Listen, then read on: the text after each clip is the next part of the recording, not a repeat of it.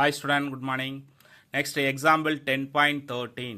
Y is equal to sin square x minus y plus 1. Okay. So அப்போ இதை solve பண்ண போகிறோம்.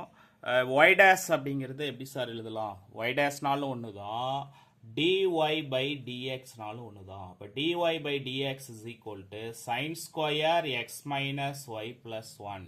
sin square x minus y plus 1. Okay, இதை வந்து நான் என்ன sir எடுத்துக்கிறேன்னா, let z is equal to x minus y plus 1. இதை equation number 2ன்னு எடுத்துக்கிறேன். ஓகே, அப்போ differentiating with respect to X, differentiate with respect to X.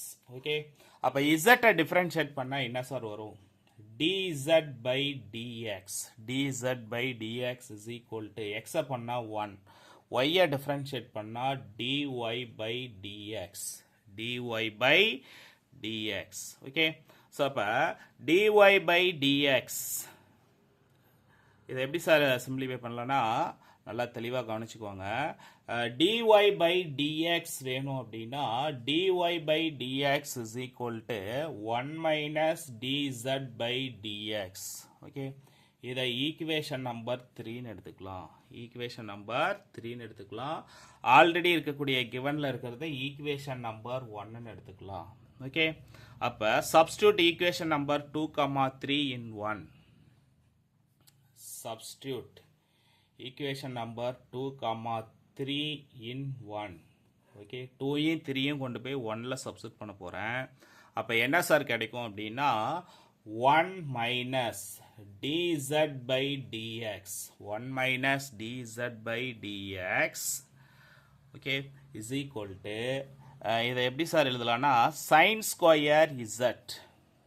எப்படி சார் sin square zனா zோட வேல்யூ தானே x minus y plus 1. இதை கொண்டு போய் இங்கே substitute பண்ணால் sin square z. ஓகே, இதை எப்படி sir எழுதலாம்னா 1 minus sin square z, 1 minus sin square z is equal to dz by dx, dz by dx. Okay, 1 minus sin square தீட்டாவை cos square theta அப்படின்னு எழுதிக்கலாம். is equal to என்ன sir இருக்குன்னா dz by dx, dz by dx. Okay, அப்போ in terms of x தனியாக பிரிச்சுக்கலாம், z தனியாக பிரிச்சுக்கலாமா? அப்போ என்ன வரும்? dz divided by cos square z is equal to dx, is equal to dx.